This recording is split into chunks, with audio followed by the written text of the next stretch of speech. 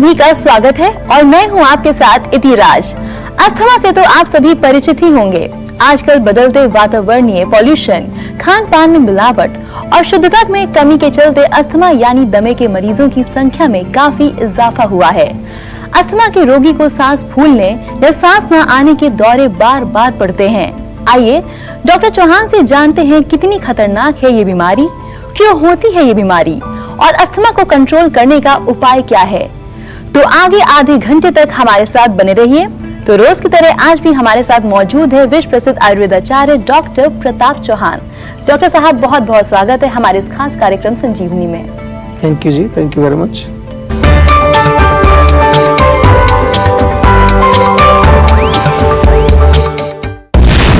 क्या आपकी सांस फूलती है? क्या आपके सीने में दर्द होता है? क्या आपका वजन कम हो रहा है? क्या आप खांसते खांसते हो रहे हैं परेशान? तो हो जाइए सावधान, कहीं आपको अस्थमा तो नहीं।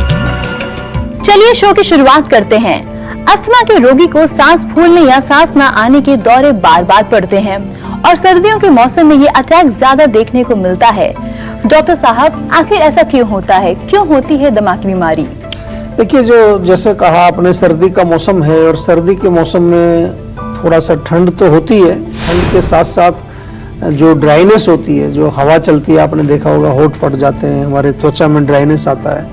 तो कोई भी चीज़ जो कूल और ड्राई होगी, आयुर्वेद के भाषा में शीत और रुक्ष गुण जिसमें होगा, तो वो वात को बढ़ाएगा। और वात का एक गुण है, जब वात हमारे शरीर में अगर बढ़ेगा और ख़ास तौर से अगर वो फेफड़ों में, हमारे रेस्पिरेटरी ट्रैक में जाकर के वो जो प्रकोपित होगा, तो वहाँ पर वो ड्राइनेस पैदा करेगा। ड्राइनेस से मतलब क्या है कि जो वहाँ बलगम है हमारा, वो बलगम सूख जाता है। बलगम जब सूखेगा तो हमारे लंग्स जो है वो एक्सपेंड नहीं हो पाते, कॉन्ट्रैक्ट नहीं हो पाते। और इसके अलावा कफ बढ़ने का भी इसमें एक कारण होता है। कफ का संचय काल ये होता है सर्दी का मौसम, क्योंकि बहुत सारी चीज़ें हम खा रहे होते हैं, अग्नि हमारी तेज होती है, पराठे काफ़ी खाते हैं लोग, तली चीज़ें खाते हैं, तो वो धीरे धीरे कफ का जो संचय भी होता रहता है, जमावड़ा वहाँ होता रहता है और वायु के कारण वो सूख जाता है। और जब सूख जाता है तो फिर हमें सांस लेने में तकलीफ होती है। तो मैंने आपको टेक्निकल तरीके से समझाया। इसके अलावा अगर आप देखें तो बहुत सारे कारण और भी हैं। आज एक सबसे बड़ा कारण मैं मानता हूँ कि पॉल्यूशन जो है हमारा, वो बहुत बड़ा कारण है। और सर्दी के मौसम में आपने देखा होगा कि हमारी जो एयर क्वालिटी है वो बहुत ख़राब हो जाती है।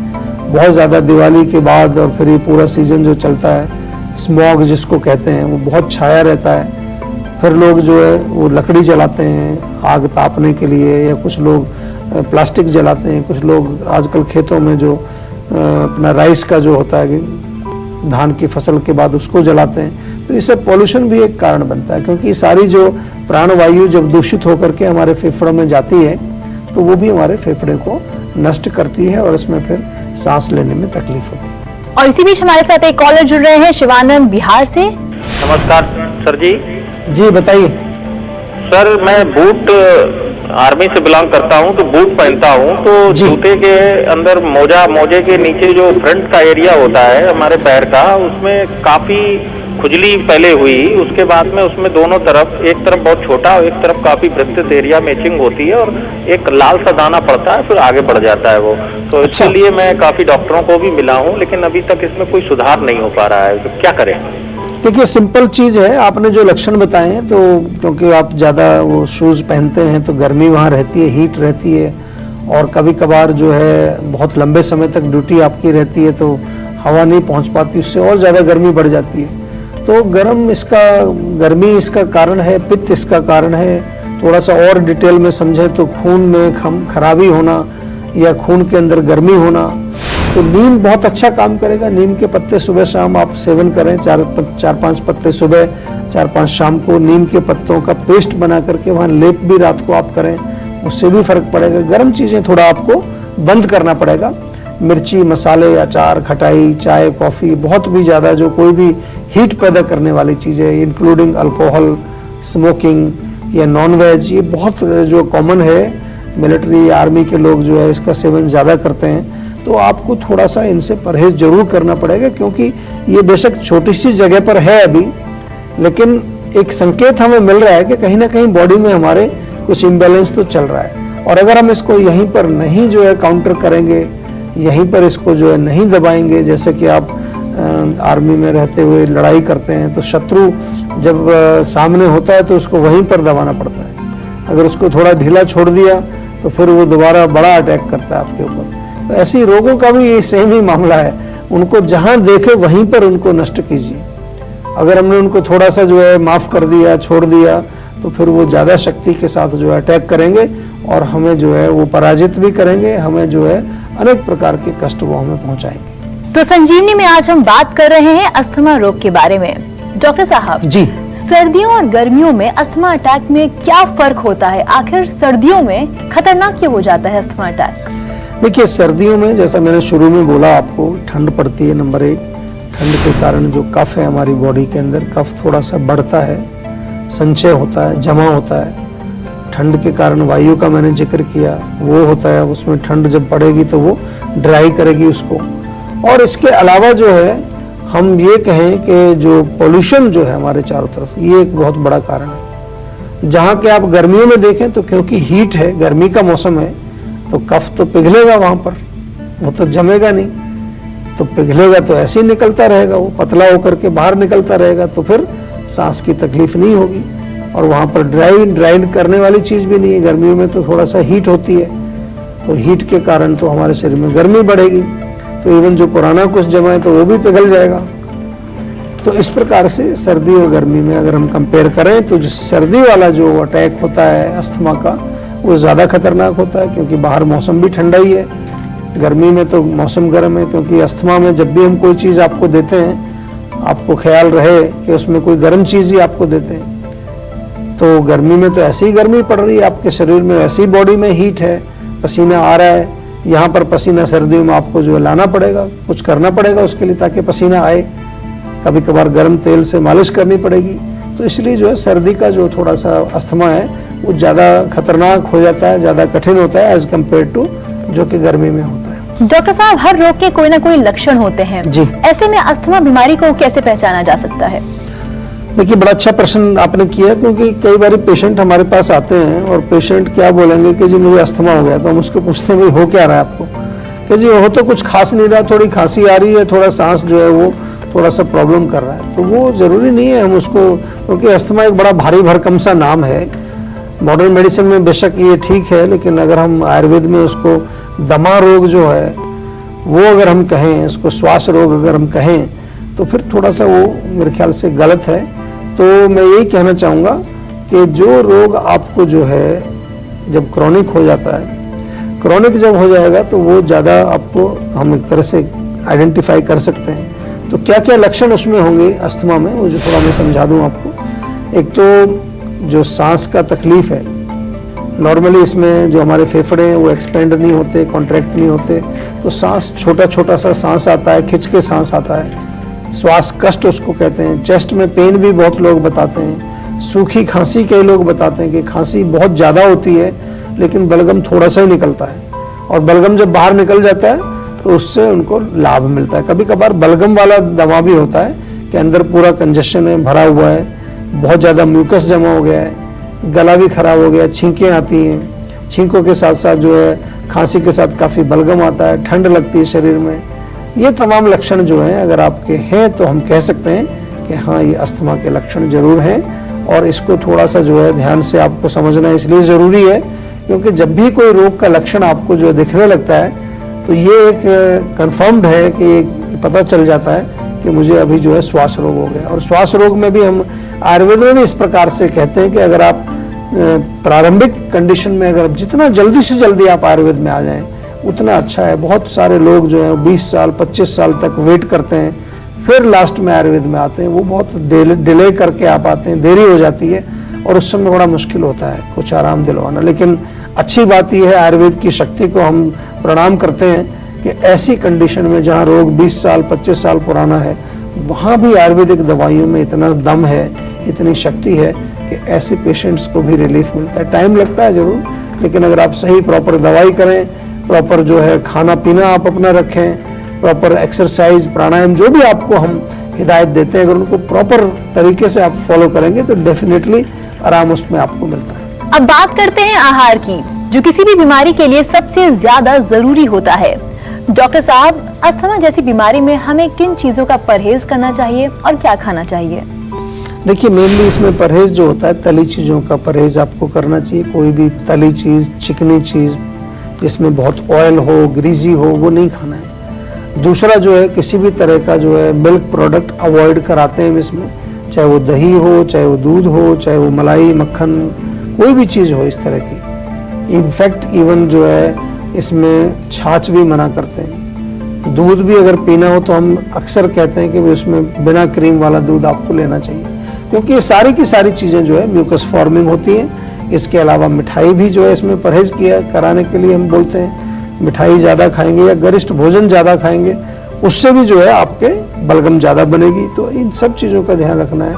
अपने चेस्ट वाले एरिया को विशेष रूप से गर्म रखिए, उसमें ठंड नहीं लगनी चाहिए। जैसी ठंड लगेगी तो उसमें जो है थोड़ा सा पसलियाँ चलेंगी, छींकें आएंगी, काम शुरू हो जाएगा धीरे धीरे। इस तरह से छोटे बच्चों में भी देखा होगा आपने, थोड़ी सी ठंड लगती है, पसलियाँ चलने लगती है, सांस की तकलीफ हो जाती है, फिर छींकें आती हैं, बुखार हो जाता है। तो ये परहेज जो है खाने पीने का, लाइफस्टाइल का, आपको जरूर ध्यान रखना है। और अब बारी है आज की संजीवनी की, जिसमें डॉक्टर साहब से जानेंगे अस्थमा को लेकर क्या है आज की संजीवनी।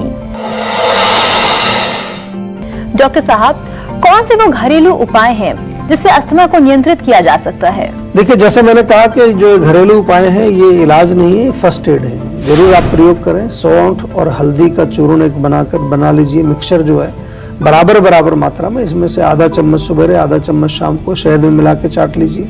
तुलसी के पत्ते यदि घर में है, 2-3 पत्ते पीस करके पेस्ट बनाइए, उसको भी शहद के साथ मिला करके चाटने से आपको लाभ मिलेगा।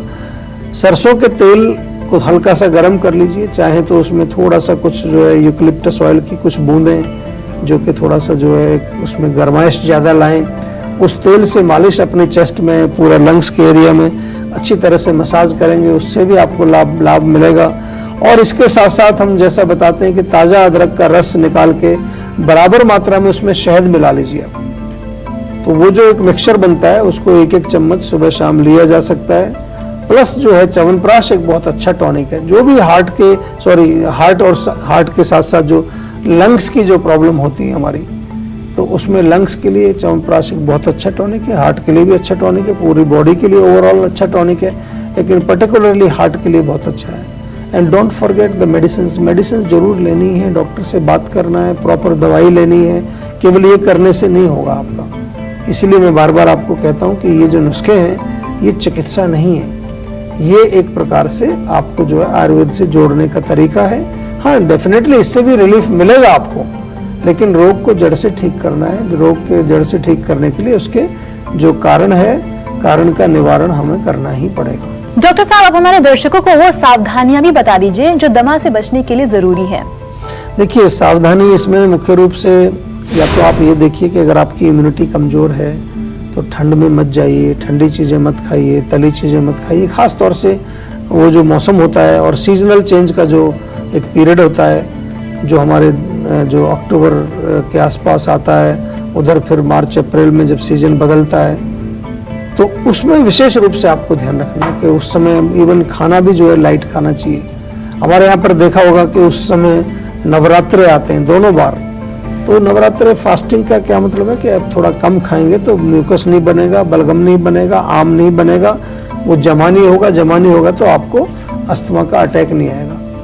और इसका ध्यान रखना बहुत जरूरी है। सीजन बड़ी इंपॉर्टेंट चीज़ है। हमारे यहाँ ऋतुचर्या का जिक्र किया है, दिनचर्या का जिक्र किया है, रात्रिचर्या का जिक्र किया है। इसको थोड़ा सा समझने की कोशिश करिए।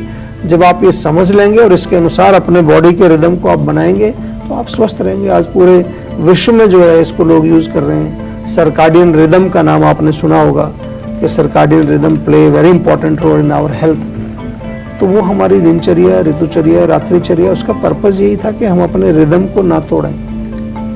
आज क्या है कि सर्दी के मौसम में आइसक्रीम खा रहे हैं, गर्मी के मौसम में लोग चाय पी रहे हैं, तो हम अपने रिदम के खिलाफ काम कर रहे हैं। और यही एक मूल कारण है आज का कि जिसको हम मानते हैं कि रोगों की उत्पत्ति में एक मूल बहुत बड़ा कारण यही है कि हमारा लाइफस्टाइल और हमारा फूड जो है वो इम्प्रॉपर हो गया। और यहाँ जो है अस्थमा की हम बात कर रहे हैं, इसमें भी अगर बहुत ज़्यादा जंक फूड आप खाते हैं, स्मोकिंग अगर आप करते हैं, पॉल्यूशन बहुत है आपके आसपास, बहुत ज़्यादा प्राणवायु दूषित है, जल दूषित है, भोजन दूषित है, वो भी इसमें एक बहुत बड़ा कारण बनता है। अब बारी है संजीवनी टिप्स की, जिसमें डॉक्टर साहब आपको बताने वाले हैं अच्छी सेहत के लिए कितना गुणकारी है गुड़। जी डॉक्टर साहब बताइए। देखिए, गुड़ तो बहुत गुणकारी है डेफिनेटली, और ख़ास तौर से सर्दियों के मौसम में गुड़ जो है वो पाचन भी कराता है, और गुड़ जो है पौष्टिक भी है, यानी कि शक्ति भी प्रदान करता है, हमारी इम्यूनिटी को बढ़ाता है गुड़। गुड़ के सेवन से लीवर का डिटॉक्स भी होता है, लीवर में कई प्रकार के टॉक्सिन जमा हो जाते हैं। रक्त शोधन का काम भी ये करता है, खून साफ करता है, तो वो अनेक प्रकार के हमारे शरीर में जो है दोष पैदा हो जाते हैं। हमारे खून में जब ज़्यादा गर्मी होती है तो अनेक प्रकार के त्वचा के रोग पैदा होते हैं। इसके अलावा जो है आमतौर पर गले में खराश हो, थोड़ी खांसी हो, उसमें गुड़ थोड़ा खाते हैं तो गले में खराश ठीक होती है। प्लस ड्राई सूखी खांसी, या कभी कभार हमने ये भी देखा है कि अगर पेट साफ नहीं हो रहा है तो रात को गर्म दूध के साथ थोड़ा गुड़ अगर आप लें तो सुबह पेट भी साफ करता है। तो बहुत सारे गुण हैं। ये कुछ मुख्य चीज़ें मैंने गुड़ के बारे में आपसे शेयर की हैं। बहुत सारे लोग हैं जो आजकल वापस गुड़ का प्रयोग शुरू कर रहे हैं। पुराने समय में हमारे यहाँ चीनी का प्रयोग कम होता था, गुड़ ज़्यादा प्रयोग होता था, और कुछ एक समय ऐसा आया कि चीनी बहुत ज़्यादा प्रयोग होने लगी। लेकिन अब लोग वापस अभी जो है ट्रेडिशनल जो हमारे फूड्स थे, ट्रेडिशनल जो हमारी रेसिपीज़ थी, वहीं पर वापस जा रहे हैं। और जीवा बहुत काम इस क्षेत्र में भी कर रहा है। आपको जानकर के खुशी होगी कि हम जितने भी ट्रेडिशनल हमारे फूड्स या रेसिपीज़ हैं उनका पूरा एक डेटाबेस तैयार कर रहे हैं। अगर आपके पास अभी नहीं है तो जीवा हेल्थ ऐप जरूर डाउनलोड करिए आप हमारी, और उसमें जब आप जाएंगे तो आपको इस अनेक प्रकार के टॉपिक्स वहाँ जा कर के इवन वीडियो भी आप देख सकते हैं, पढ़ भी सकते हैं। तो जीवा हेल्थ ऐप अवेलेबल है, आपके फ़ोन का जो ऐप स्टोर है वहाँ जाइए, वहाँ से डाउनलोड करिए और ज़्यादा आयुर्वेद के बारे में ज्ञान प्राप्त करिए ताकि आप स्वस्थ रह सकें। डॉक्टर साहब, हमारे दर्शकों को इतनी सारी जानकारी देने के लिए आपका बहुत बहुत धन्यवाद। शुक्रिया जी। तो आज के लिए बस इतना ही। अगले एपिसोड में आपके हेल्थ से जुड़ी किसी नई प्रॉब्लम पर डिस्कशन करेंगे और साथ ही आपको उसका उचित सॉल्यूशन भी देंगे। अगर आपको भी हेल्थ से जुड़ी कोई प्रॉब्लम है तो आप हमारे सेहत के नंबर 0129404004 पर फोन कर आप अपनी कॉल भी रजिस्टर करवा सकते हैं। आप हमें ईमेल भी कर सकते हैं। हमारी ईमेल आईडी है info@jiva.com। आप फेसबुक के जरिए भी हमसे जुड़ सकते हैं। हमारी फेसबुक आईडी है www.facebook.com/jiva ayurveda। तो इसी उम्मीद के साथ कि आप हमेशा खुश रहें, फिट रहें, अगले एपिसोड में फिर होगी आपसे मुलाकात।